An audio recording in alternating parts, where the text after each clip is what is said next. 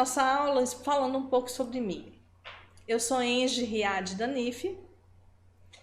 Em 1995, de 1995 a 1997, eu fui representante da indústria farmacêutica. E aí um dia eu estava esperando no consultório médico para fazer uma divulgação junto com alguns colegas. E eu vi esses colegas falando que a homeopatia não presta, que a homeopatia é água com açúcar. Imediatamente eu questionei esses colegas, perguntei a eles: vocês conhecem a homeopatia? Eu não sabia nada naquela época de homeopatia. Ah, a gente lê um texto na revista não sei qual. Eu falei, mas peraí, isso não é suficiente para criticar teoria nenhuma, né, gente? Para você criticar alguma teoria, você tem que ser sabedor daquela teoria. Tem que saber muito dela para você ter parâmetros para poder discernir o que é bom e o que é ruim. Ô, pessoal, desculpa aí a falha técnica, né? Mas vocês sabem como que nós estamos dependendo se eles já tinham feito algum curso, se conheciam mais profundamente, né, a teoria e tudo. Eles responderam que não, que leram um texto numa revista.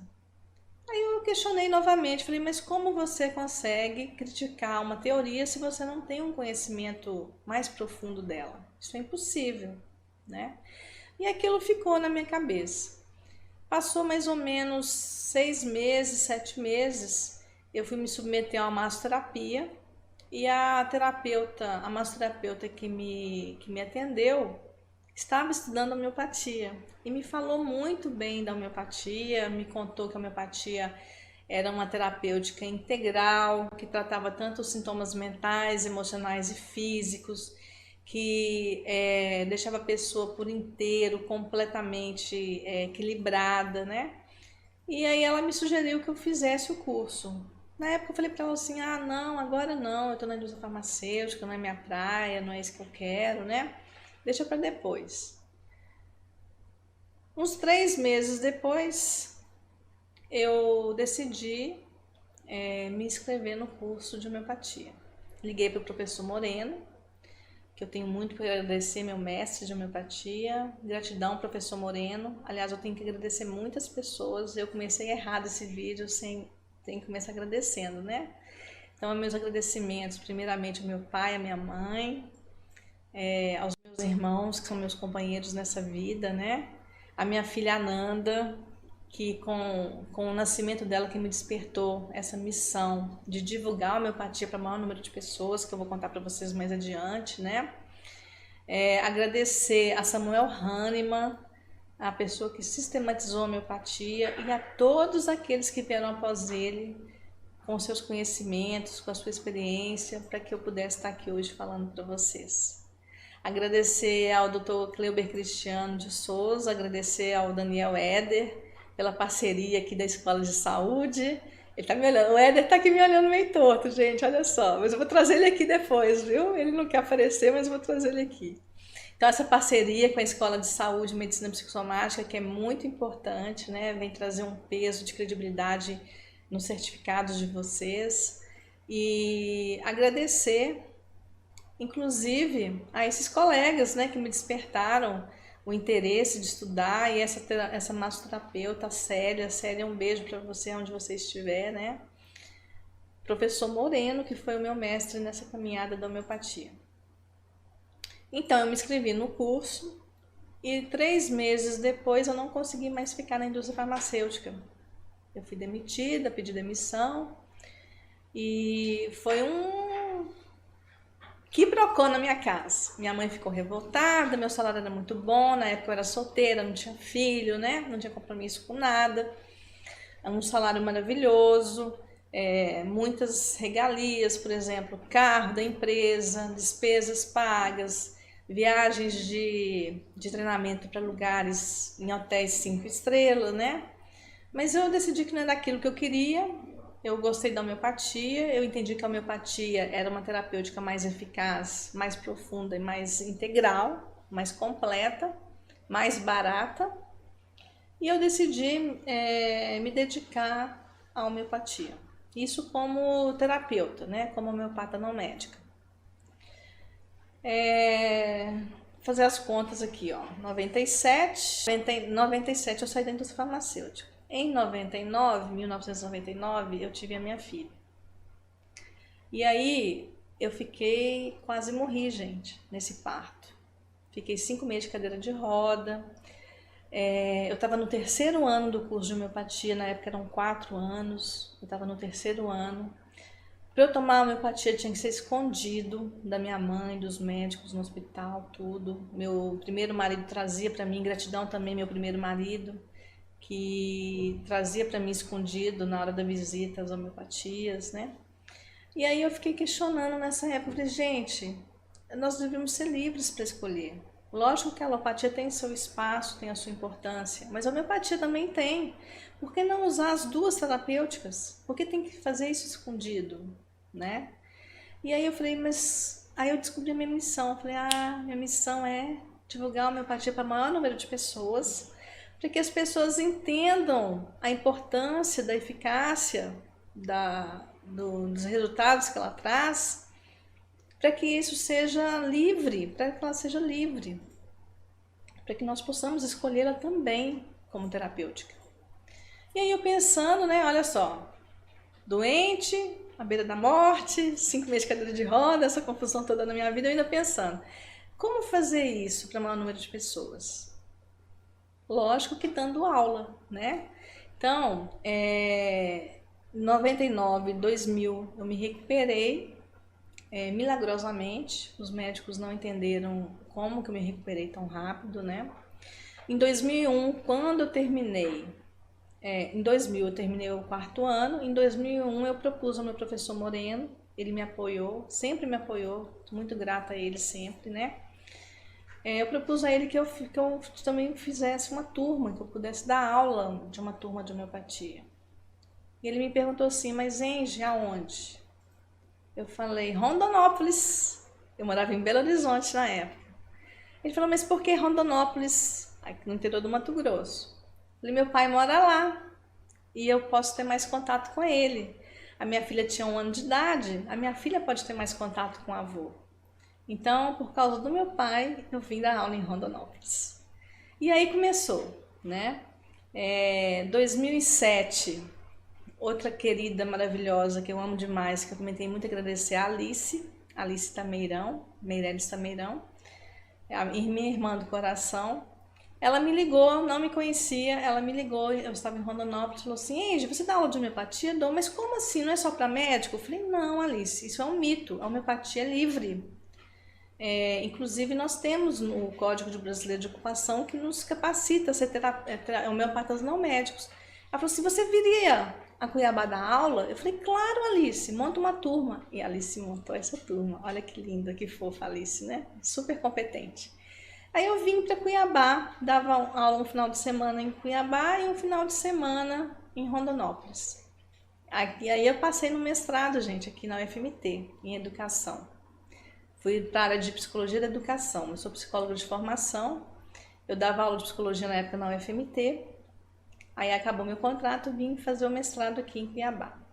E a partir de então, estou aqui nessa caminhada desde 2001 e hoje aqui com vocês tendo essa oportunidade de iniciar o curso online, atingindo você aí que está, gente, em todos os lugares do mundo, todos que falam a língua portuguesa podem se beneficiar desse curso. Por favor, divulguem essa aula.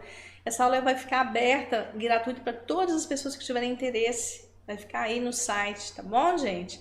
E divulguem para o maior número de pessoas. E nós estamos numa promoção agora em novembro, porque nós estamos comemorando ontem, né, dia 21 de novembro, o Dia Nacional da Homeopatia. Quem está aí me assistindo, quero muito saber quem é você. Tá joia? Muita gratidão por estar aqui agora. E aí, podemos começar os nossos slides. Nós vamos ter hoje 4 slides, tá? Mas a aula tem mais slides, mas vamos disponibilizar esses 4, então, inclusive por causa da função do tempo, né? Nós estamos ministrando essa aula até às 17 horas, mas nós vamos colocar aí, podemos, né, colocar os outros slides disponíveis para a pessoa assistir depois? As aulas estão gravadas, tá?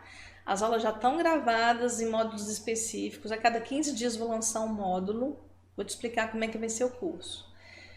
São 10 módulos de aula teórica que vão ser disponibilizados em 5 meses. A cada 15 dias eu vou lançar um módulo. Esse módulo 1 vai ficar inteiro, gente, inteiro aí à disposição, gratuito para você assistir, tá? Daqui a 15 dias eu lanço o módulo 2, aí só para os alunos matriculados, tá? Então, 5 meses vou lançar os 10 módulos. A partir daí, você tem mais 3 meses para fazer o estágio supervisionado. O curso é 100% online, se você quiser fazer ele online 100%.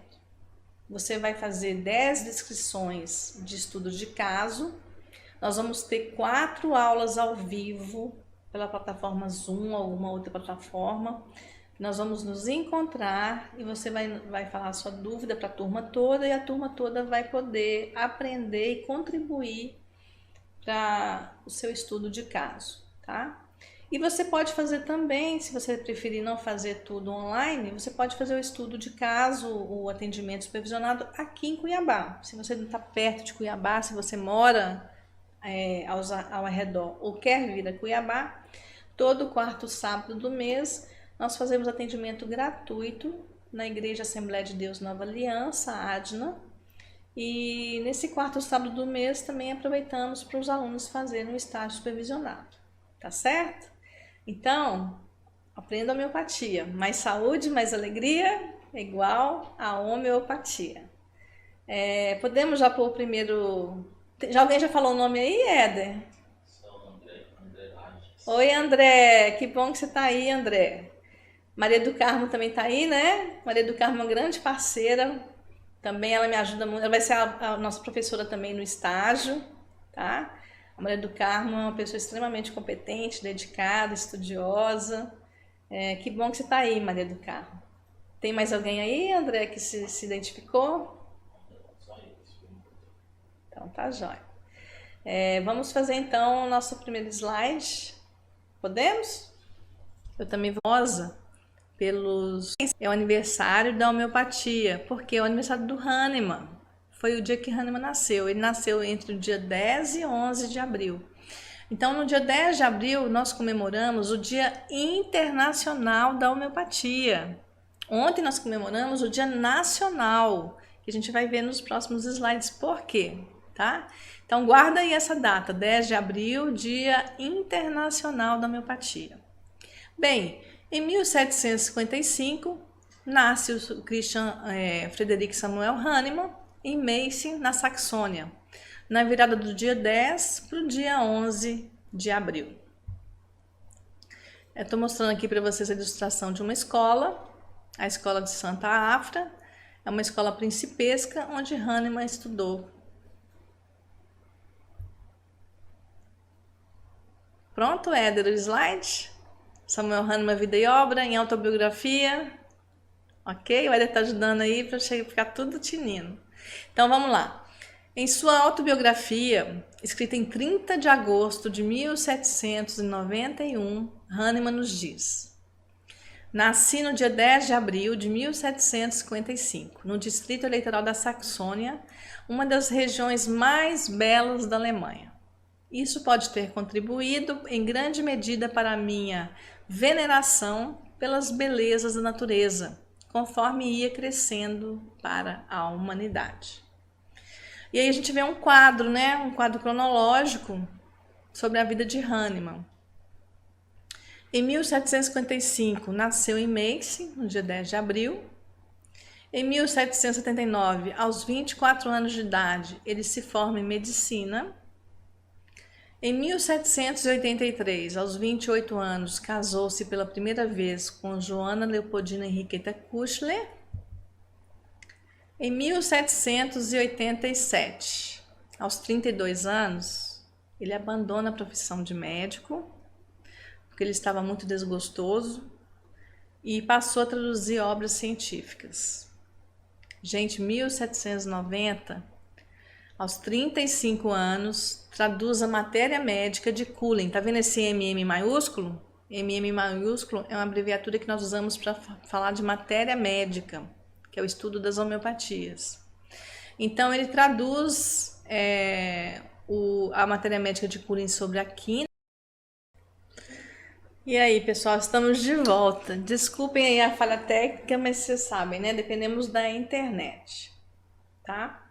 Então, estamos falando sobre a história da homeopatia no mundo e no Brasil. E falando sobre a história de Samuel Hahnemann, a pessoa que sistematizou a homeopatia. Lógico que a gente tem que falar dele, né? Então, vamos lá. O Hahnemann falava assim, na biografia dele ele deixou escrito assim, olha só que bonito. A homeopatia é baseada numa verdade.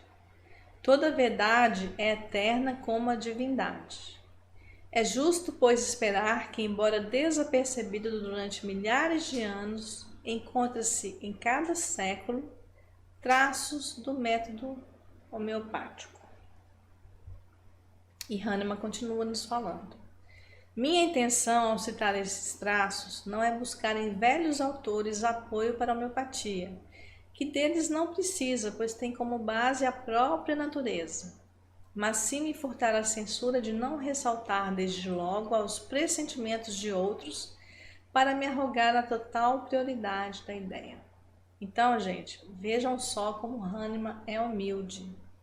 Ele não se vangloria do título de criador da homeopatia. O tempo todo eu estou falando sistematizar a homeopatia. Hahnemann sistematizou a homeopatia e não criou a homeopatia. Por quê? Justamente por causa dessa fala dele. A homeopatia, ela ficou registrada em vários séculos como peças de quebra-cabeça. E o Hahnemann juntou essas peças e sistematizou a homeopatia. Então não podemos falar que ele criou a homeopatia, mas podemos falar que ele deu vida, que ele sistematizou, organizou e compilou de uma forma organizada para que nós possamos entender sobre ela, tá certo? E aí ele continua nos falando. Quando ele abandona a medicina, ele diz assim, olha só. Há um Deus que é todo bondade, todo sabedoria. Deve haver por ele criado um meio certo de curar as doenças. Por que este meio certo de curar as enfermidades ainda não foi encontrado? Uma vez que 20 séculos faz que existem homens que se dizem médicos, é a grande questão de Hahnemann. E aí, em 1790, aos 35 anos, Hahnemann traduziu a obra do Dr. Cullen, que é um médico escocês.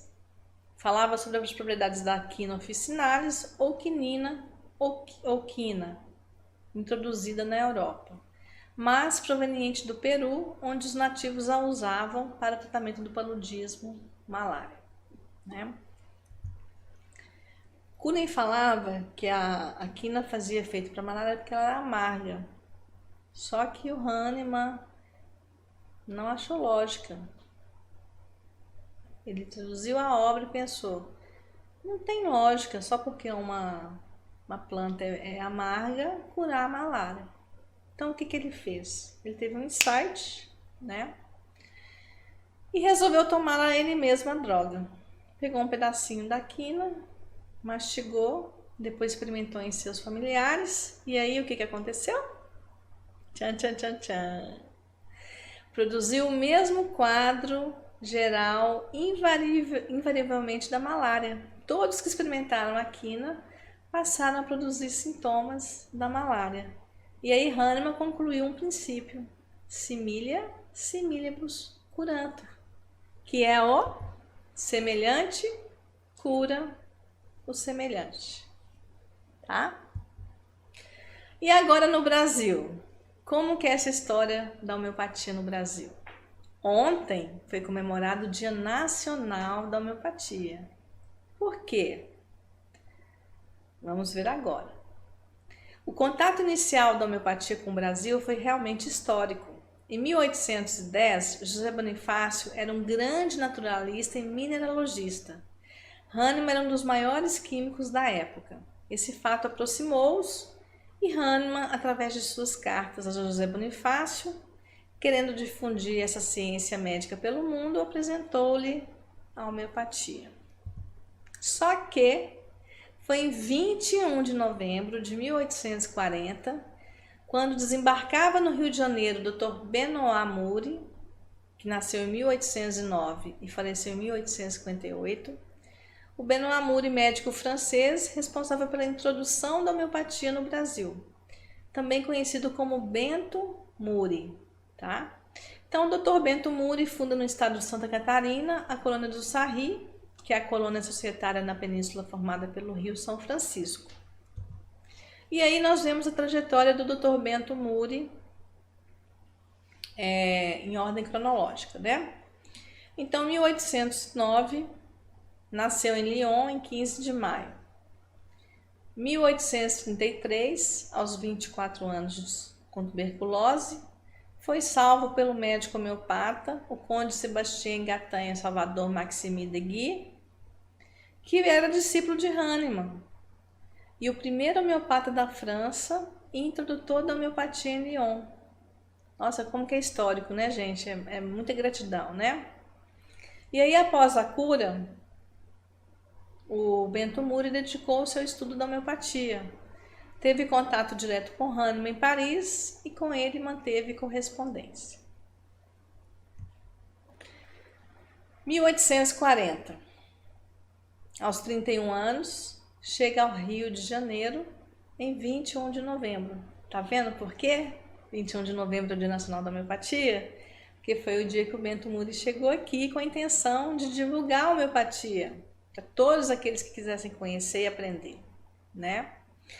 E como ele não consegue difundir a homeopatia para os médicos, ele vai para a Península do Sarri, lá no Vale do Itajaí, na divisa do Paraná com Santa Catarina, para tentar instalar com mais de 100 famílias uma colônia societária para formar a base de uma comunidade industrial de máquinas a vapor.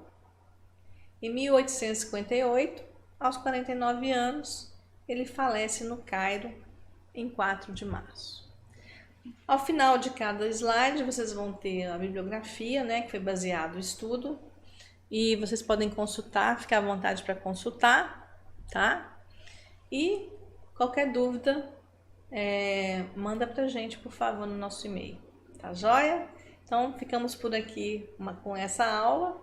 Vamos para a próxima aula. Vamos dar um intervalinho de 2 minutinhos e a gente volta para a próxima aula. Mais saúde, mais alegria é igual a homeopatia.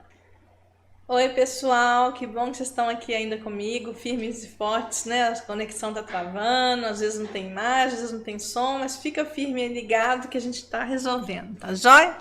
Acontece, né? Ao vivo, ficamos aí ao sabor da internet, né? E acontece, ao vivo é desse jeito, tá? Eu vi que a Maria do Carmo tá aí, a Maiane, minha mãe. Ei, mãe! Beijo, mãe, te amo. Que bom que você tá aí. Alexandra, André. Quem mais que tá aí, Éder? Aproveitei no intervalo para dar uma olhadinha aí. Manda um... Hã? Neurides. Luzinete. Maian. Ótimo. André, a Laura tá aí com você? Fala um oi aí se a Laura tá aí com você, tá bom? Lembrando, pessoal, que esse mês de novembro nós estamos com a promoção de 50% de desconto no curso, tá? Garanta aí a sua vaga. Essa aula vai ficar gravada, vai ficar disponível, aberta e gratuita. Hoje nós vamos dar 4 slides, mas vão ficar todos os slides da aula aí, tá certo?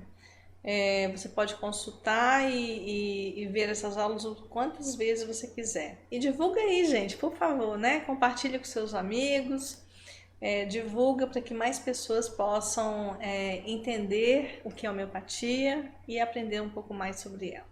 Tá joia? Então vamos lá, o segundo slide. Podemos, Éder? Mais saúde, mais alegria é igual a homeopatia. Eu sou Enge Riad da Nive. E agora nós vamos ver sobre as 4 leis da homeopatia. Qual que é o princípio da homeopatia? Similia curento, curanto, que significa o semelhante cura o semelhante. Esse pilar foi construído desde a época de Hipócrates, o pai da medicina, quando ele afirmava que o semelhante curava o semelhante. Então nós vimos na outra aula, né, sobre a história de Hahnemann, que não foi o Hahnemann que inventou, que criou a homeopatia. Ele sistematizou. Ele foi organizando informações ao longo dos séculos de vários outros pesquisadores e, como num quebra-cabeça, juntou e deu vida à homeopatia, né? Então, o primeiro pilar que Hahnemann baseou foi um pilar lá de Hipócrates. Olha só, na época de 1460 a 377 a.C., né? E aí nós vamos agora falar das 4 leis da homeopatia. A primeira lei da homeopatia é a lei da semelhança. Então, vamos tomar aqui 2 parâmetros. Nós temos um quadro com 2 colunas, né? A primeira coluna, o homem sadio intoxicado. A segunda coluna, o homem doente. Para vocês aí deve estar aqui o homem sadio, né? E o homem intoxicado. O que acontece na coluna do homem sadio intoxicado? Ele tem sintomas da intoxicação, que se chama patogenesia e que é relativa ao experimento. O que é experimento? Como assim? Essa primeira lei, a lei da semelhança, ela é muito interligada. Aliás, todas as 4 leis são interligadas. Há uma separação para ser didático, né? Mas essa primeira lei, ela é profundamente interligada com a segunda. Qual que é a segunda? Experimentação em homem sadio. Então, são homens e mulheres sadios que experimentam a homeopatia, certo? E aí, quando essa pessoa toma homeopatia, estando sadia, se ela está sadia, ela não precisa da homeopatia, né? A homeopatia é um remédio, pessoal. Então, muito cuidado, porque tem um mito aí. Ah, pode tomar que não tem efeito colateral. Se bem não fizer, mal não faz. Faz mal sim, tá? A homeopatia é uma terapêutica, tem propriedades terapêuticas, é remédio e só pode ser indicada e tomada quando tiver necessidade, né? E aí, o que acontece? A pessoa está experimentando a homeopatia. Ela é sadia. Se ela toma homeopatia sem precisar, ela vai ter sintomas da intoxicação, porque a homeopatia vai agir como intoxicação. E aí vai criar o quê? Patogenesia. Guarda esse nome aí, é muito importante. A homeopatia cria patogenesia, sim. Ela provoca efeitos colaterais indesejáveis, sim. Ela é um remédio. Por isso, procure sempre um homeopata não médico, competente, estudioso, que você já conheça sobre o trabalho dele ou dela, tá certo? E aí, faça o experimento, né? Agora, na coluna do homem doente, tem os sintomas da doença, que a pessoa está doente. Aí, isso se chama patologia e é a doença, tá? Se vocês no decorrer do módulo, do vídeo, tiverem dúvidas, digita aí, por favor, que o Éder vai me falar, a gente vai responder, tá bom? Então, olha só, são sintomas iguais. O homem sadio intoxicado tem os mesmos sintomas do homem doente. Aí, o que acontece? Essa pessoa doente, que tem os mesmos sintomas da pessoa que experimentou homeopatia, vai tomar aquela homeopatia. E aí ela vai tomar homeopatia semelhante, tá certo? Vamos mudar o slide? Então, olha só, patogenesia, tá? É o conjunto de manifestações apresentadas durante a ingestão de uma droga em indivíduo sadio e sensível, que gera a matéria médica homeopática. O que é matéria médica homeopática? É o estudo das personalidades homeopáticas, que é a catalogação da experimentação. A pessoa está experimentando um remédio, a homeopatia, ela vai anotando tudo que ela sentiu e isso vai sendo compilado na matéria médica homeopática. A matéria médica homeopática é um livro que vem em ordem alfabética, de acordo com os nomes das homeopatias, né? E lá você vai ter toda ou maior parte, né, da compilação dos sintomas mentais, emocionais e físicos. E outras informações também. E aí, Segunda lei. Qual que é a segunda lei? Experimentação em homens são ou em homem sadio. Lembrando que o homem aqui, gente, é ser humano, tá? Tanto homem quanto mulher. E aí o que acontece? O Hahnemann experimentou em si. Lembra lá no primeiro slide que eu falei para vocês? Que em 1790 o Hahnemann traduziu a obra do Dr. Cullen, que falava sobre a quina, que quina era amarga e por isso curava a malária, e que o Hahnemann achou que não tinha lógica, e ele pegou um pedacinho da quina e mastigou. Então, a primeira experimentação começa daí, ó. Então, Hahnemann experimentou em si e em seus familiares o uso da quina, assim como fez posteriormente inúmeras vezes com outros medicamentos e um grupo de colaboradores para experimentação. E aí, quais são os pré-requisitos para ser um experimentador de homeopatia? Tem que gozar de boa saúde, não ter preconceitos, não ter doenças crônicas, ser de ambos os sexos, utilizar uma homeopatia por vez e ter um regime de vida razoavelmente controlado. Então, olha só, a experimentação no homem sadio, ela é necessária para se obter apenas os sintomas produzidos pelo remédio e não uma mistura com os sintomas de doença pré-existente. Isso aí a gente consegue, né? A experimentação é realizada pela administração de uma determinada substância a um grupo de experimentadores considerados saudáveis, após passarem por exames clínicos e laboratoriais, e que não sabem que substância estão experimentando. Então, olha só, em cada experimentação, nós temos sintomas físicos, mentais, emocionais, as sensações, alterações no modo de ser e estar, de reagir e interagir com o meio que vão surgindo nos experimentadores. 2. Vão sendo cuidadosamente e posteriormente anotados, classificados e analisados, dando origem à patogenesia. E o que é patogenesia mesmo? Patogenesia são sintomas provocados pelo uso de remédios homeopáticos em indivíduos sadios e sensíveis. E aí, assim fica mais fácil, né, entender como é errado o conceito de que se o remédio homeopático não faz bem, pelo menos mal ele não faz. Faz mal sim, gente, tem que saber indicar, tá? Por isso que você está aqui nesse curso, para você aprender a indicar a homeopatia, a melhor homeopatia possível, que é o simílimo, né? E aí você tem que se dedicar bastante, tá certo? Muitas horas de estudo e muitas horas de dedicação. E aí, olha só, continuando na segunda lei, que é a experimentação em homem sadio. Vocês estão vendo aí que nós temos duas ondas, uma verde e uma laranja, né? O que acontece aí? A onda laranja, que é a de cima, ela é a dimensão energética da substância da homeopatia usada. E a onda verde, que está abaixo, é a dimensão energética do ser vivo. Nós somos energia. Temos energia vital, senão seríamos cadáveres, né?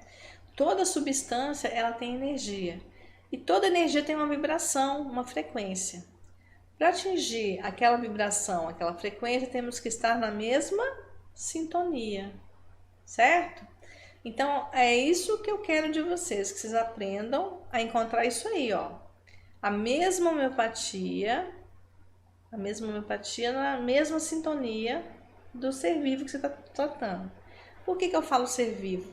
Porque você pode tratar pessoas, pode tratar animais, pode tratar vegetais, tá? Tudo que respira você pode tratar. Tá, inclusive a água é um ser vivo, gente, tá certo? A terra é um ser vivo, tá bom? Então vamos lá, terceira lei. Na terceira lei nós vemos as doses mínimas. Então olha só, no início, Hahnemann fazia suas experimentações com substâncias venenosas e tóxicas. baseado no que ele havia lido sobre intoxicações e envenenamentos. E aí ele diluía, né, os remédios para que não tivesse os efeitos tóxicos, e sim apenas os efeitos curativos. E aí Hahnemann passa a diluir as substâncias e observa, mesmo com doses muito pequenas, um aumento no seu poder medicamentoso. Mesmo em substâncias consideradas inócuas do ponto de vista toxicológico, e aí ele cria a lei aí, sistematiza a lei da dose mínima. Passou então a empreender uma nova forma de despertar o poder medicamentoso dessas substâncias, succionando-as, agitação vigorosa da mistura batendo-a contra o anteparo semirrígido. Isso é a informação da farmácia, né? Nós não estamos aqui para aprender a fazer remédio, nós estamos aqui aprendendo como indicar a homeopatia para que a pessoa compre a homeopatia na farmácia, tá, gente? Mas é uma informação importante da gente saber, porque é uma característica da homeopatia. Para ser homeopatia tem que ter diluição e tem que ter sucção. Diluição a gente viu aí que Hahnemann diluía substâncias, né? E sucção é uma agitação. Então, geralmente na farmácia, eles têm lá no balcão um anteparo rígido que eles batem pelo menos 100 vezes o vidro para que haja uma agitação daquela energia vital, daquela substância, para que ela possa se desprender e que a gente possa usá-la como homeopatia, tá? E aí, olha só, quanto mais o Hahnemann diluía, quanto mais ele succionava, mais ele via crescerem os poderes medicamentosos dessas substâncias. Mais dinamizadas elas ficavam. Então, na terceira lei, que são as doses mínimas, no início dos seus experimentos, Hahnemann usava substâncias diluídas, mas ainda contendo matéria. Percebeu que ainda assim apareciam sinais de reações indesejáveis e agravações sérias. E quanto maior o número de diluições e de sucções, melhores eram os resultados terapêuticos e menores os efeitos indesejados. Tá dando outro probleminha na internet, tá? Já voltamos. Estamos de volta! Que bom, né? Mas tá muito chato esse negócio hoje, né, gente? Cai a conexão, volta, cai a conexão, volta, mas fica aí, tá? É problema técnico da conexão da internet, tá certo? Estamos aqui firmes e fortes para você e por você. Então, a gente está falando sobre as leis da homeopatia. Primeira lei da homeopatia, o semelhante cura o semelhante. A segunda lei da homeopatia, experimentação em homem sadio. A terceira lei da homeopatia, que a gente parou nela, né? Doses mínimas. Então, vamos lá. O Hahnemann chegou às doses infinitesimais, ultradiluídas e dinamizadas. E para surpreender ainda mais os seus contemporâneos, mostrava que não era a quantidade da substância que importava de fato, e que, ao contrário, quanto menor a quantidade presente da substância e mais agitada ela fosse, maior o potencial de energia curativa presente naquela determinada substância. Então, na energia é o seguinte: quanto menos matéria, mais energia. Quanto mais matéria, menos energia. Então, como a homeopatia é diluída e succionada, cada vez que ela é diluída, menos matéria tem, né? E, portanto, mais energia, tá? A quarta lei é o remédio único. Não foram feitas experimentações com misturas dos medicamentos. Por quê, né? Porque não podemos prever qual será a atuação desses medicamentos em conjunto e qual será a ação individual de cada medicamento em cada sintoma da pessoa, do paciente. Se não houvesse um medicamento que cobrisse todos os sintomas relatados pelo paciente, Hahnemann usava aquele que mais se aproximava, o que cobrisse maior parte dos sintomas. No Organon da Arte de Curar, nós vemos uma alusão a isso nos parágrafos 169, 273 e 274. Hahnemann diz: é impossível prever como duas ou mais substâncias medicinais poderiam conjugadas mutuamente alterar e obstar ações de cada uma no organismo. Então, experimentar um remédio por vez, né? justamente para ter mais clareza dos sintomas que esse remédio produz. Tá joia? A bibliografia sempre vai ter no final, tá, gente? Para você fazer mais pesquisas, se quiser aprofundar mais, tá? E porque também é científico, né? Tudo que a gente faz tem que mostrar a bibliografia. E claro, honrar as pessoas que trouxeram essas informações, né? Todo o respeito, toda a gratidão a essas pessoas que estudaram antes de nós, que tiveram aquele esforço e que trouxeram pra gente essas informações preciosas. Tá joia? E aí, ó, eu ia fazer um intervalo, nós íamos fazer um intervalo, né, Éder, entre um módulo, um slide e outro. Não vamos por conta dessas paradas que nós tivemos, tá? Vamos pro próximo slide. E aí, lembrando, você que tá aí, bem-vindo, bem-vinda, que bom que vocês estão aí. Põe o nome de vocês, por favor, quem não colocou ainda, para saber, para a gente conhecer vocês, saber quem que são vocês. E lá na descrição do vídeo tem lá um link para você ganhar o e-book gratuito falando sobre a arnica, tá? E lembrando que esse mês de novembro, em comemoração ao Dia Nacional da Homeopatia, que foi ontem, nós estamos com uma promoção imperdível, 50% de desconto para você se matricular até novembro. Tá joia? Essa aula vai ficar gravada e vai ficar disponibilizada gratuitamente, aberta a todas as pessoas que tiverem interesse. Hoje, ao vivo, nós vamos falar sobre 4 slides, só que tem muito mais assuntos, tá certo? Deve ter mais o que? 8 a 9 slides a mais que vão ficar também aqui para você estudar e conhecer mais a homeopatia, tá? Por favor, compartilhe com seus amigos para que maior número de pessoas conheça a homeopatia. Então vamos lá, Éder? Mais saúde, mais alegria é igual a homeopatia. Nós vamos falar agora sobre os conceitos básicos da homeopatia, né? Toda teoria, ela tem a sua terminologia, certo? Então nós, enquanto homeopatas não médicos, estudiosos e dedicados, temos que falar conforme a terminologia da homeopatia, né? E entender para que nós possamos, inclusive, explicar para os nossos clientes ou interagentes. Hoje usamos muito a nomenclatura interagentes e clientes. Então, olha só, a homeopatia, ela vem de 2 palavras do grego, que é homoios e patos. Homoios significa semelhante e patos, doença. Então, nós vimos que a homeopatia, qual que é o princípio básico dela? Você já deve ter entendido, né? O semelhante cura o semelhante. E aí, nesse princípio do semelhante cura o semelhante, eu trouxe uma ilustração para vocês.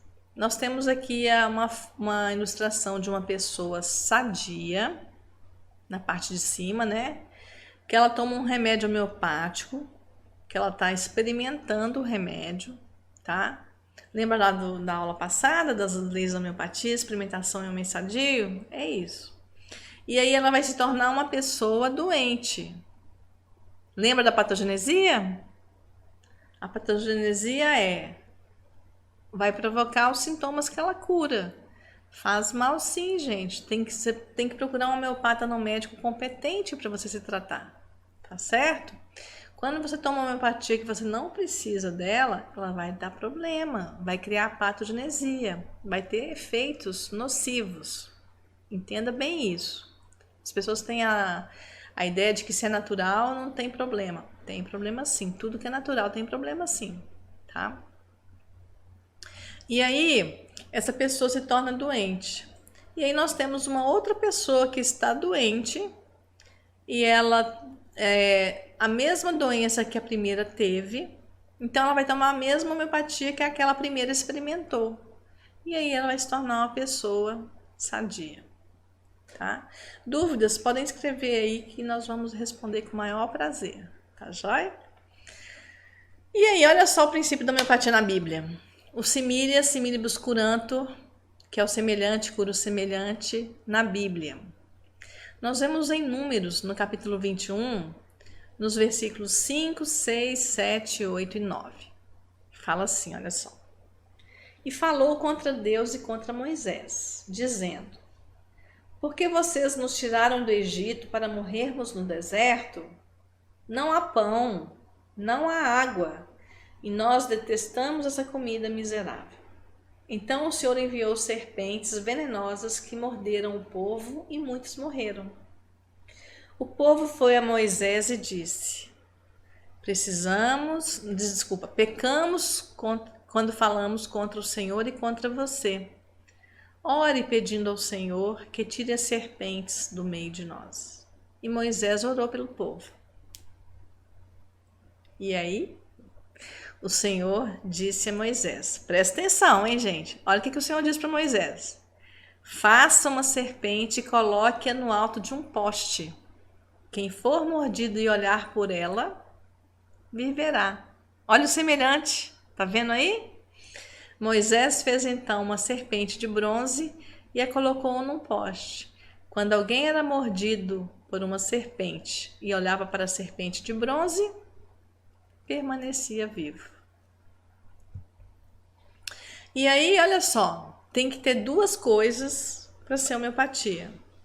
Tem que ter os princípios da diluição e da dinamização da mesma substância que produz o sintoma no indivíduo saudável. Tá? A homeopatia, nós somos como uma cebola, né, cheio de camadas. Então, à medida que a gente vai tomando homeopatia, nós vamos descascando a nossa cebola, vamos tirando as camadas, né? E a homeopatia, ela revitaliza e equilibra a energia vital.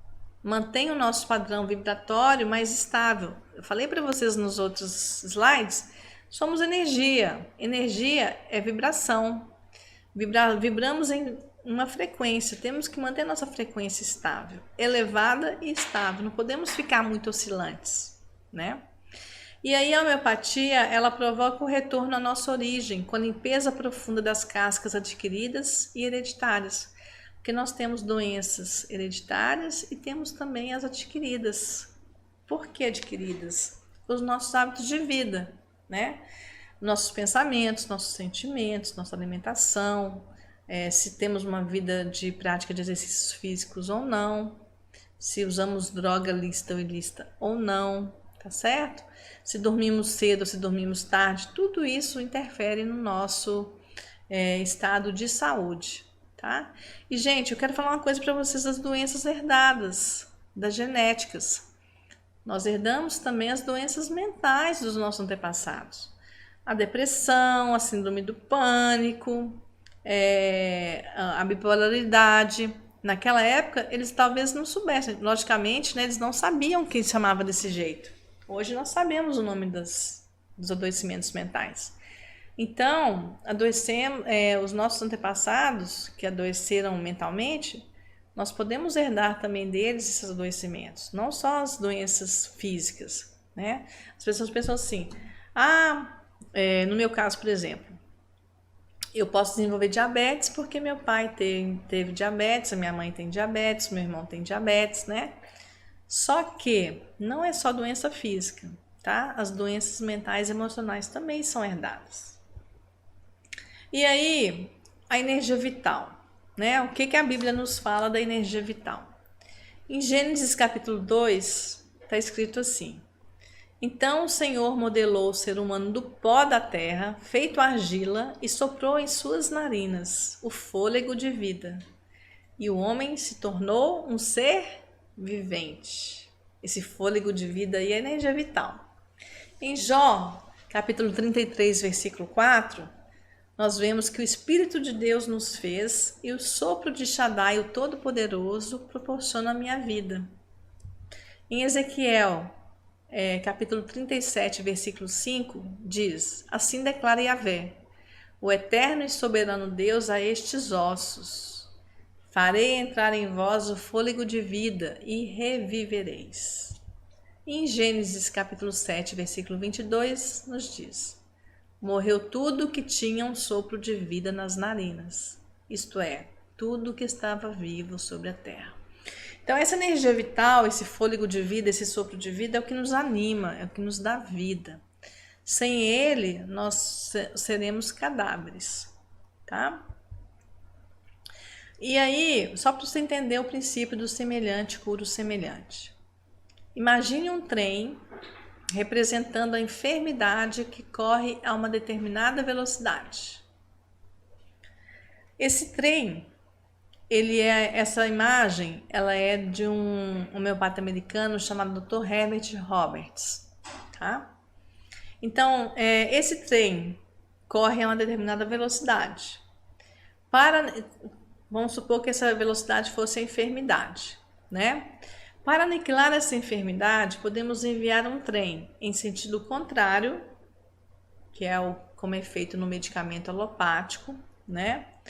Ou então podemos enviá-la no mesmo sentido, que é o medicamento homeopático, tá? Mas numa velocidade maior e que, após encontrá-lo, imprime ao conjunto uma nova velocidade. Então, vou explicar melhor para vocês. A pessoa está doente, toma homeopatia. O que a homeopatia vai fazer? Corta a energia vital. Vai dar um estímulo a mais para a energia vital, para ela poder desenvolver melhor o nosso sistema imunológico e assim tratar as doenças, certo? E aí é assim que age o remédio homeopático. Imprime energia vital, um padrão vibratório semelhante e mais forte que o pré-existente. Simílimo. O grande lance da homeopatia para nós profissionais, homeopatas não médicos, é encontrar o simílimo, tá? Então, para encontrar o simílimo, você sabe o que é o simílimo antes de tudo? Você já entendeu o que é o simílimo?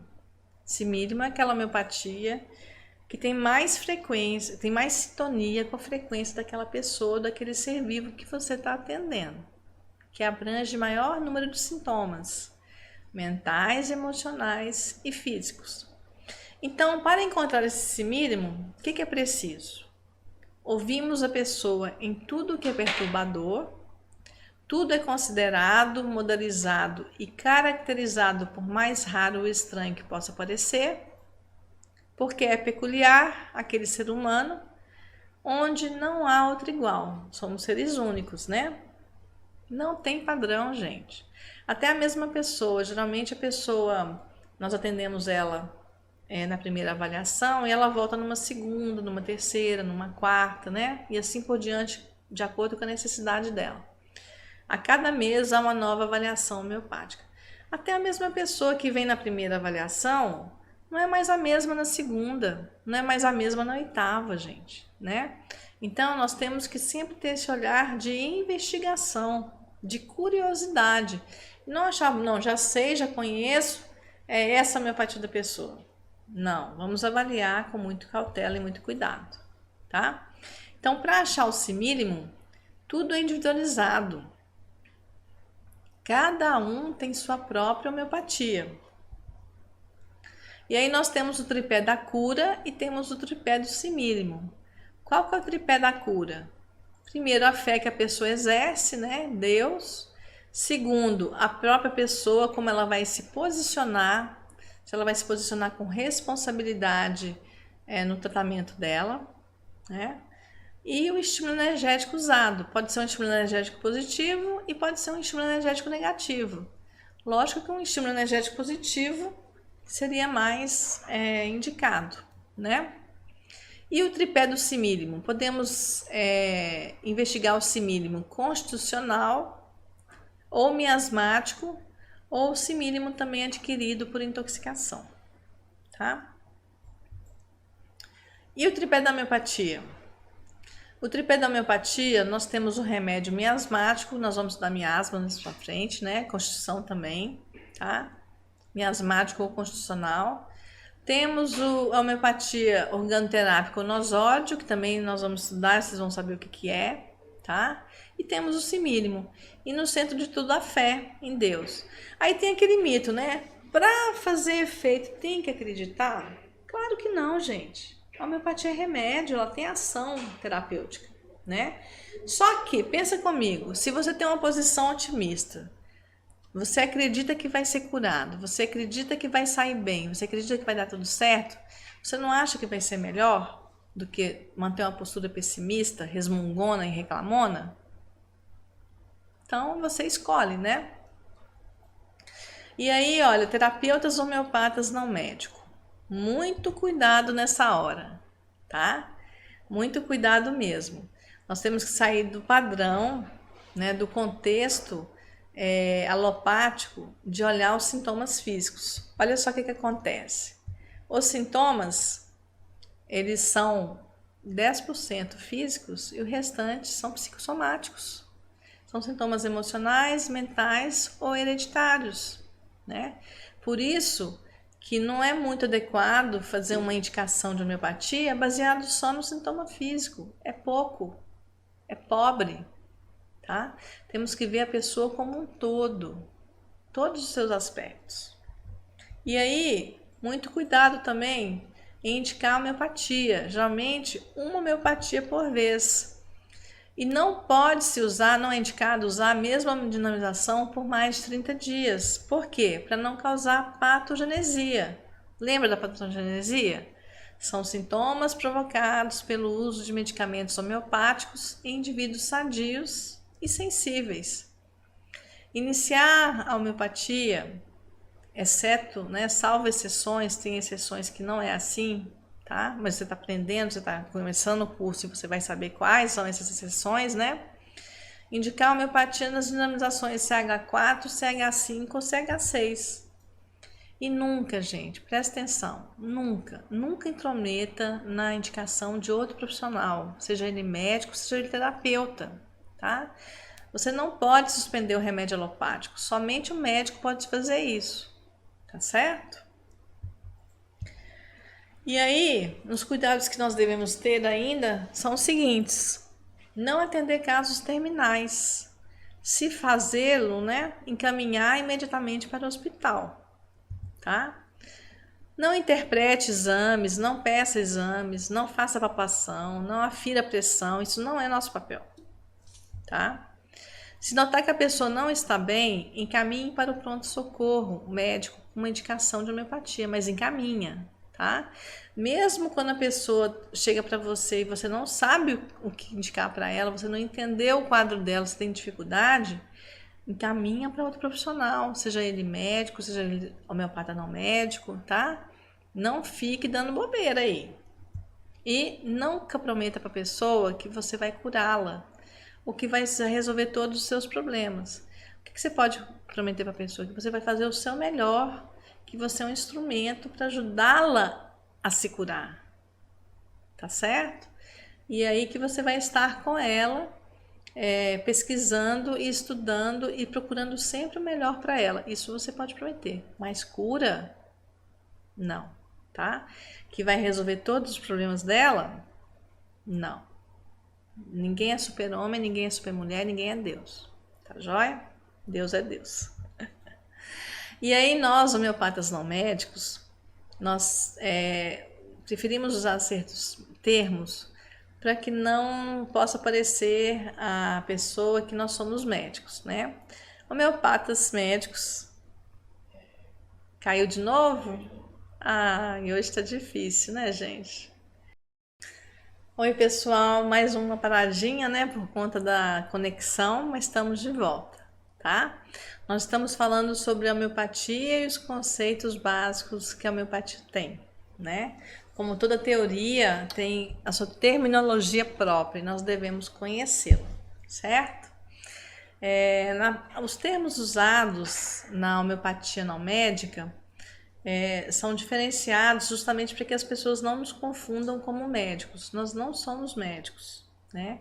Tem os médicos homeopatas e tem os homeopatas não médicos, tá? De forma alguma devemos nos passar por pessoas formadas em medicina, se não formos, tá joia? Então vamos lá. Vamos usar o termo sala de atendimento ao invés de consultório, né?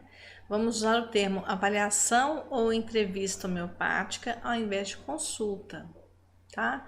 Vamos utilizar o termo cliente e ou interagente ao invés de paciente.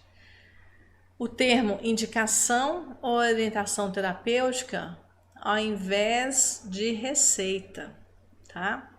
Bloco de indicação ou de recomendação terapêutica ao invés de receituário, certo? E aí nós devemos orientar também os nossos clientes ou os nossos interagentes e até nós mesmos que estamos começando agora na homeopatia, né?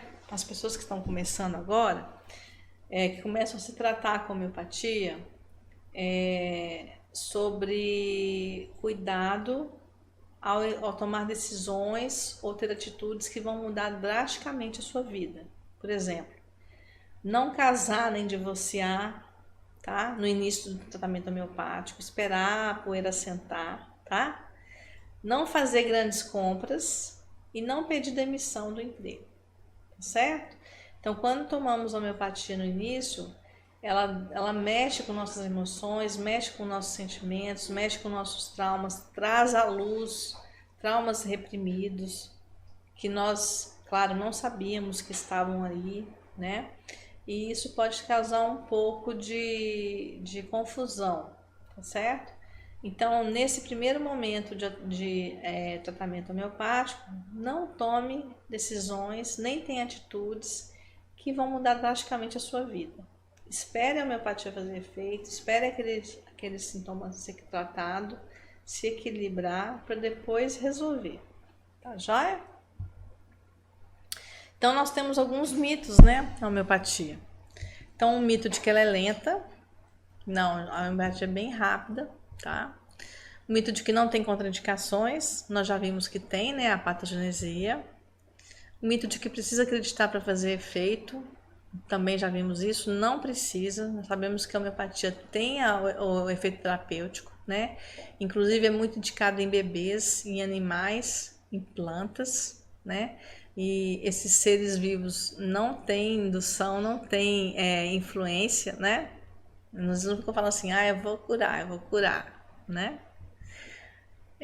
Outro mito é que somente o médico pode indicá-la, não a homeopatia é livre. Nós temos o CBO, o Código Brasileiro de Ocupação, de número 3221-25, que regulamenta a profissão de homeopata não médico, tá? Então, todos que tiverem interesse, que forem sensíveis, estudiosos, que querem ajudar outras pessoas, que querem ter uma profissão que leva harmonia, que leva equilíbrio às pessoas, pode ser homeopata não médico, tá joia? Claro que é recomendado que você procure um curso bom, né? Um curso com importância no mercado para que você se capacite, tá certo? E outro mito é que não pode usar homeopatia com alopatia porque corta o efeito. Não é isso, tá? Eu vou explicar isso agora. Homeopatia, quando mal indicada, prejudica mais que a alopatia, porque ela trabalha direto no nível energético e seu efeito é muito rápido. Então, cuidado com a patogenesia, tá?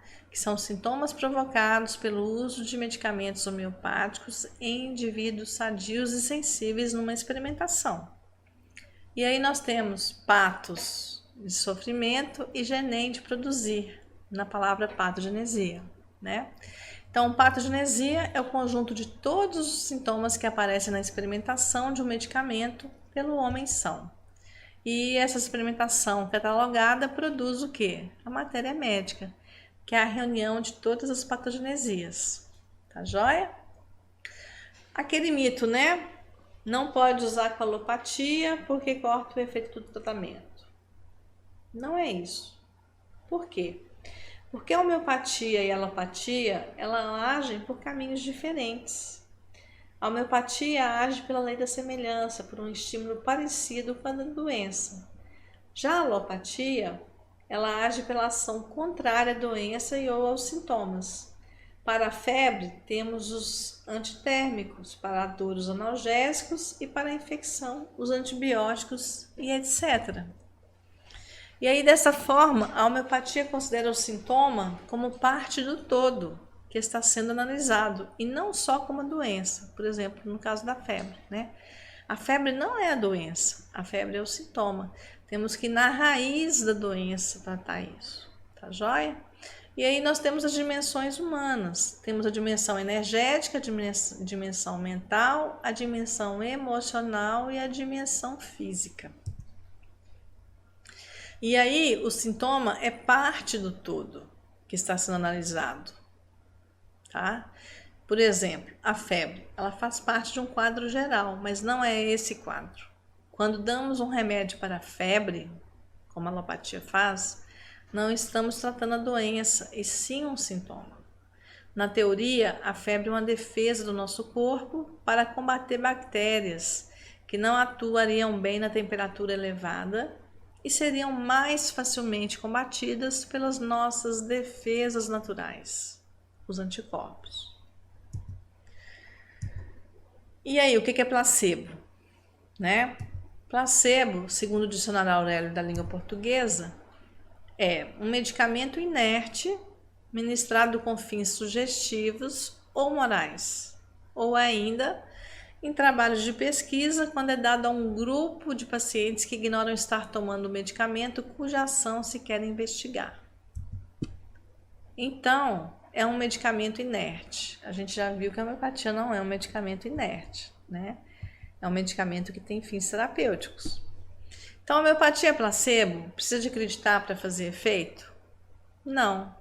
Alega-se que a homeopatia se enquadra em ministrado com fins sugestivos ou morais, que a avaliação homeopática é mais demorada, que a escuta dos clientes, interagentes e suas queixas é mais atenta, que o vínculo é maior, que os clientes interagentes são convencidos de que não estão doentes e assim se curam. E aí, isso é um mito, né?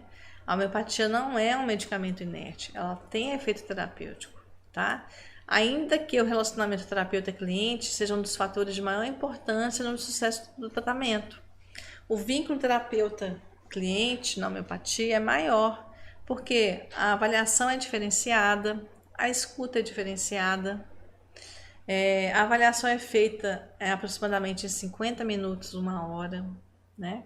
Pergunta-se detalhes que a pessoa, que provavelmente outro profissional não perguntaria, como por exemplo a posição que dorme, né? Se melhora com doce, se melhora com salgado, entre alguns outros exemplos, tá? Pergunta sobre sintomas esquisitos, que são os energéticos, são chamados de sintomas esquisitos. Por quê? Porque olha só, olha como que é esquisito esse sintoma. A pessoa, ela acha que ela tem 3 pernas e uma é de vidro, né? É esquisito. E para ela te contar isso, ela tem que confiar muito em você enquanto terapeuta, tá? Então, sim, a relação terapeuta-cliente é maior na homeopatia, mas não é isso que traz o equilíbrio. Isso é um dos fatores, tá? O que traz o equilíbrio é a própria homeopatia simílimo bem administrada, bem recomendada, tá joia? Na homeopatia, nós temos um termo chamado noxas. Alguns falam noxas, eu prefiro falar noxas, né? O que são noxas? São causas perturbadoras da saúde. São situações ou influências capazes de modificar a nossa condição vital e de um indivíduo sensível a esse estímulo. Então, nós temos alguns exemplos. Olha só, tipos de noxas físicas. Nos tipos de noxas físicas, nós temos eletricidade, calor, frio, umidade, secura, fogo, radiação e traumas. Nesse caso, traumas físicos, batidas, né? Noxas químicas, temos os tóxicos, medicamento, alimentos e bebidas. Nas noxas psíquicas, temos o ciúme, a tristeza, a raiva, a alegria e o medo. E nas noxas biológicas, temos os contágios microbianos e os parasitários. Reação homeopática.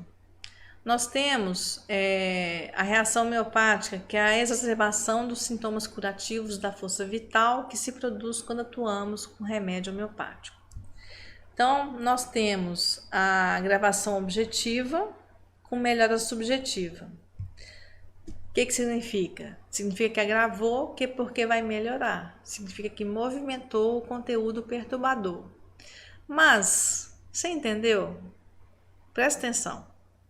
Agravação objetiva com melhora subjetiva. Você entendeu isso?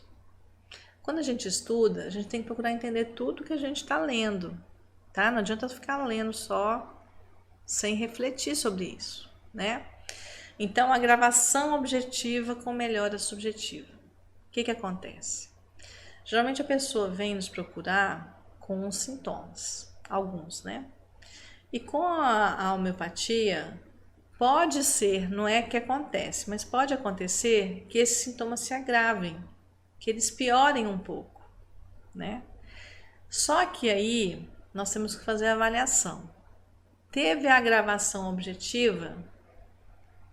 Sim. Mas e a melhora foi subjetiva? Mas o que quer dizer isso, meu Deus do céu? Por exemplo, a pessoa agravou os sintomas, mas ela se sente mais feliz. Ela está mais tranquila. Ela sente mais paz. Melhorou o sono dela. Diminuiu a irritabilidade, tá? Isso é melhora subjetiva. As emoções dela melhoraram. Estão mais aliviadas. A pessoa está mais tranquila. Tá certo? E aí nós temos dois tipos de reação homeopática. Nós temos agravação e temos exoneração. O que é a agravação? Nós já vimos no outro slide, né? É a exacerbação dos sintomas curativos da força vital que se produz quando atuamos com remédio homeopático. Então a pessoa apresenta alguns sintomas, toma homeopatia e esses sintomas momentaneamente eles são exacerbados, é como se piorasse. Então, pessoal, temos duas reações homeopáticas principais, né? Que é a agravação e a exoneração. A exoneração é a exacerbação do sistema munctório, o sistema de excreção.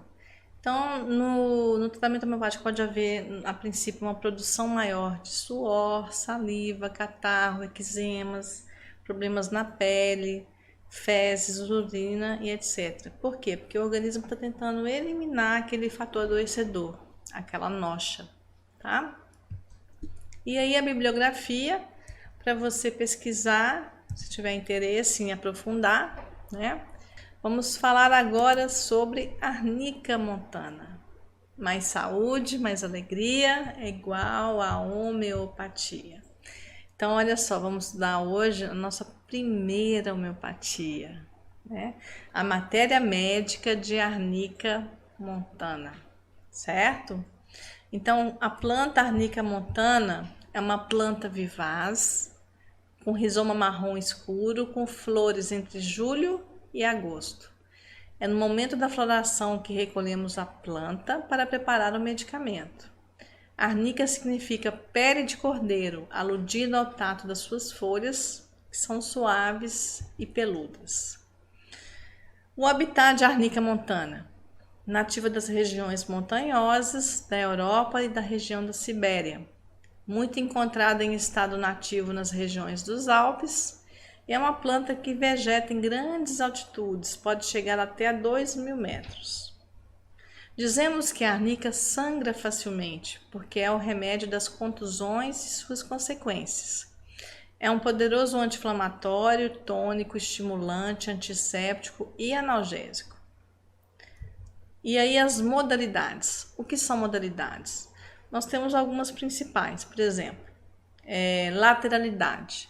Temos pessoas que adoecem do lado direito, aí dizemos que a lateralidade é direita. Temos pessoas que adoecem do lado esquerdo, dizemos que a lateralidade é esquerda. Temos pessoas que têm a lateralidade cruzada, que adoece na parte superior direita e na parte inferior esquerda, ou vice-versa, tá? Outra modalidade também é sobre a melhora e piora por alimentos. Aversão e desejo por alimentos, tá? Então, nós vemos agora na modalidade melhora de arnica montana, que a arnica montana melhora pelo repouso, tá? Outro termo também que nós temos em homeopatia é chamado tropismo. O que é tropismo? Tropismo é o órgão de eleição que a homeopatia escolhe no corpo físico, tá? É o órgão que a homeopatia mais trabalha. Mas presta atenção, gente. Você não vai indicar a homeopatia, por exemplo, de arnica, porque ela trabalha no sistema respiratório e no sistema muscular. Você vai indicar a arnica visando o todo, tá? Não só sintoma físico. Lembra, o simílimo é bem mais do que tratar o sintoma. O simílimo é avaliar a pessoa como um todo e indicar uma homeopatia que vai agir tanto nos sintomas mentais, nos sintomas emocionais e nos sintomas físicos, tá certo?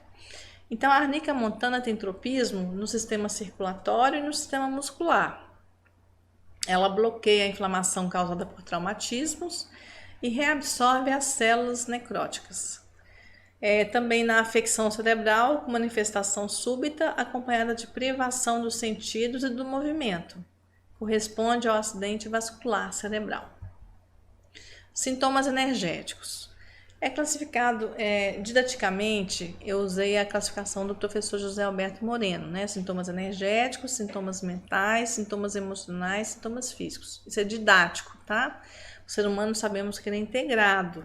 Uma coisa é junta e misturada, tá certo? Não podemos separar, né? Só que a nível didático, para se entender melhor, separamos os sintomas, tá certo? E aí, o que seria sintomas energéticos? São aqueles sintomas que a pessoa percebe, mas não tem uma explicação material, física, né? Ele começa assim, é como se parece que eu tenho a sensação de, né? Então, na arnica montana, o sintoma energético é como se atropelado. A pessoa sente tanta dor no corpo, tanta dor, tanto desconforto, que parece que ela foi atropelada, mas ela não foi. Né? Isso é um sintoma energético. Né? Outro sintoma energético, dores como se houvesse sido golpeado. Esse golpeado aí vem do espanhol, como se ele tivesse apanhado. Tá? Você vê que a arnica, então, tem muitas dores físicas, né? O corpo de arnica é todo dolorido, né? E por isso tem uma sensação de que a cama é dura. Às vezes a pessoa está deitada naquele colchão mais gostoso, mais leve, né? Mais fofo do mundo, só que para a arnica parece que tá duro. É essa cama que está aparecendo aí para vocês na ilustração, uma cama de madeira, né? Apesar de ser um colchão confortável, tá? Por quê? A sensação de dolorimento em arnica é muito grande. Mais sintomas energéticos de arnica montana. Sensação como se tivesse machucado. Sensação de que foi traumatizado. Sente como se o estômago pressionasse contra a espinha. Né? E aí, continua. Trauma de amor partido, de coração partido. Trauma de partos. Trauma de ter ouvido falar de um trauma, trauma de ter presenciado um trauma físico antigo, trauma de ter presenciado um trauma físico recente, trauma de ver um trauma na televisão, trauma emocional que permanece após o choque físico. E agora veremos os sintomas mentais de arnica. A arnica tem a característica de que enquanto responde a uma pergunta, cai em estupor profundo e antes de terminar dorme. Sintomas emocionais de arnica montana. Medrosa ou medroso. Muitos medos. Facilmente assustado ou assustada. Irritável e tendência a se amedrontar. Triste, abatido. Deseja sobretudo estar em paz e tranquilo. Ter paz, né? Quer estar só. Não deseja que lhe falem. Que se aproximem. Por quê? Muita dor. Né? A arnica está sentindo muita dor física, então se aproxima, ele já fica, né? E tudo é indiferente, não por misantropia, mas por fadiga. Misantropia é medo de estar com pessoas, não é por isso, é porque ele está cansado, está dolorido, né? Lembra da sensação de ter machucado, sensação de ter sido atropelado, sensação de ter sido golpeado, né? A pessoa está dolorida, ela não quer, ela está irritada, ela não quer companhia. Tem uma ansiedade hipocondríaca. Aqui eu coloquei uma ilustração, né, que o médico está falando assim para a mulher. Você é uma pessoa sadia e seus padecimentos estão em sua mente. Ele está dizendo que os problemas dela são emocionais, mentais, né, psicossomáticos. Aí ela fala assim: nossa, doutor, então eu tenho um tumor cerebral? Né? Não é isso que ele quis dizer. Né? Só que a pessoa que é hipocondríaca, ela leva tudo para o pior, para doenças, as piores doenças, né? Ainda sintomas emocionais de arnica montana. O sono é agitado, com pesadelos e desperta com frequência. E desperta bruscamente, leva a mão no peito, na região do coração, comprimindo-a, aterrorizada, com medo de que algo terrível lhe aconteça. Agora, sintomas físicos de arnica montana. Nós vamos falar dos sintomas marcantes, principalmente na mulher. Sensação de contusão e ferida na região uterina que impede a postura ereta, com movimentos fetais dolorosos que a despertam durante a noite. Então, olha só, lembra que eu falei que os sintomas estão separados didaticamente? Porque presta atenção aqui, nós estamos trabalhando no slide de sintomas físicos de arnica, mas você já reparou que tem um sintoma energético? Olha só, com movimentos fetais dolorosos que a despertam durante a noite. Se ela não estiver grávida, é um sintoma energético. E a maioria das pessoas, das mulheres que estão nessa situação, não estão grávidas, tá certo? Então, a divisão dos sintomas é a nível didático, tá? O ser humano é uma coisa só, né? Tá tudo interligado. Mais sintomas físicos de arnica montana. Afonia após ter falado muito. Sensação dolorosa como se a mucosa da faringe estivesse em carne viva. Tá vendo? Outro sintoma energético. Sensação dolorosa, certo? Tosse por excesso de gritos ou choro. Agora o aparelho circulatório. Lembram lá no início de arnica montana do tropismo, que é o órgão de maior afinidade? E nós vimos que o tropismo de arnica montana é o aparelho circulatório e o aparelho muscular. Então, olha só o aparelho circulatório.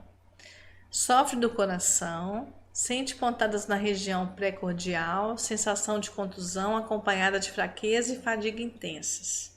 Quem que é o rei do sistema circulatório? É o coração, né? Sensação como se tivesse o coração apertado por um laço ou uma mão. Hipertrofia passageira do coração após esforços intensos. Perceberam aí mais um sintoma energético no slide do sintoma físico? Ao estudar, nós temos que fazer essas reflexões, tá? Essas análises. Ainda sintomas físicos de arnica montana. A boca tem odor fétido, é característica marcante. E o estômago não tem apetite, chega a ter aversão pelos alimentos, principalmente a carne e a leite. E hoje sabemos, né, que o leite de vaca não é um alimento tão saudável quanto era antigamente, que devemos evitar, né? Ainda sintomas físicos em arnica montana. Traumatismo físico recente ou antigo, golpes com equimoses. Equimoses são aquelas manchas que ficam roxas, né? Contusões, fraturas, entorses e luxações. Mucosas e regiões inflamadas que sangram facilmente. Nós vimos que no início que a homeopatia é um remédio que sangra, né? Um remédio das hemorragias. Para pequenos frúnculos, acne dolorosa, tendências a equimoses que se produzem ao menor contato. Equimose as manchas roxas, tá?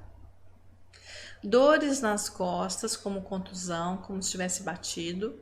Dor que pode seguir de um grande esforço ou excesso de exercícios físicos. Também a pessoa pode ter cabeça quente, corpo frio, debilidade, lassidão. E realmente, né, nós podemos entender isso quando a gente pensa lá nos sintomas que nós vimos no início.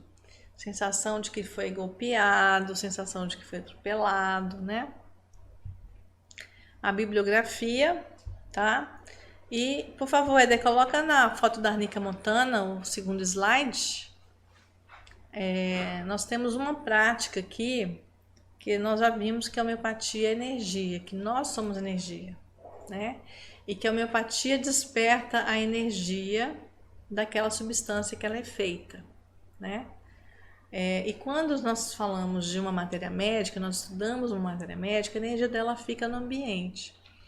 Então, eu tenho a prática de, depois de estudar a homeopatia e depois de dar uma aula sobre aquela matéria médica, de fazer uma energização. Pedir para que o Espírito Santo leve essa energia dessa homeopatia para as pessoas, para os seres vivos que dela precisem, tá certo? E aí você pode ficar à vontade de fazer ou não, você escolhe, tá joia?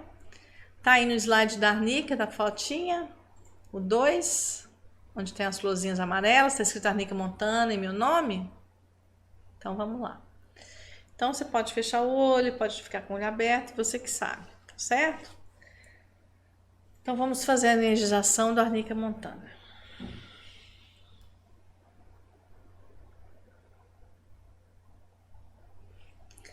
Que o Espírito Santo de Deus permita que a homeopatia de Arnica Montana vá a todo ser vivo que dela precise agora. Esteja ser vivo aonde estiver, levando a paz, levando amor, levando alegria. Que o Espírito Santo de Deus permita que a homeopatia de Arnica Montana vá a todo ser vivo que dela precise agora. Esteja ser vivo aonde estiver. Que o Espírito Santo de Deus permita que a homeopatia de Arnica Montana vá a todo ser vivo que dela precise agora. Esteja ser vivo aonde estiver. Que o Espírito Santo de Deus permita que a homeopatia de Arnica Montana vá a todo ser vivo que dela precise, esteja ser vivo aonde estiver. Assim é. E aí, talvez você possa sentir alguma coisa com a energização, tá? Anote e vai servir para o seu estudo de caso. Lembrando que nas dúvidas estamos à disposição, é só mandar um e-mail, tá joia? homeopatiacuiabá@gmail.com. Espero que você tenha gostado dessa aula e te vejo nas próximas. Muito obrigada. Mais saúde, mais alegria é igual a homeopatia. Lembre, gente, pessoal lindo, lembre-se que agora no mês de novembro, por causa do Dia Nacional da Homeopatia, estamos com 50% de desconto. Aproveite aí e faça sua matrícula, tá? Torne-se um terapeuta credenciado, um terapeuta capacitado em homeopatia, certo? Estamos aqui com a parceria com a Escola de Saúde e Medicina Psicossomática. A certificação será por essa Escola de Saúde de Medicina Psicossomática. E aí, você pode procurar um órgão na sua região. Aqui em Cuiabá, Mato Grosso, nós temos o SINTER, que é o Sindicato dos Terapeutas de Mato Grosso. Mas se você mora em outra região, em outro lugar, você pode procurar a instituição que regulamenta, né, as terapias e se filiar e fortalecer o nosso movimento. Tá certo? Muito obrigada. Te vejo nas próximas aulas e clica lá, receba seu e-book de Arnica Montana gratuito e também faça sua matrícula. Quero te ver na próxima aula. Tá joia? Convide seus amigos, convide todas as pessoas que você conhece para assistir essa aula, que vai ficar aberta e gratuita para que mais pessoas possam conhecer a homeopatia. Beijo. Deus abençoe cada um de vocês.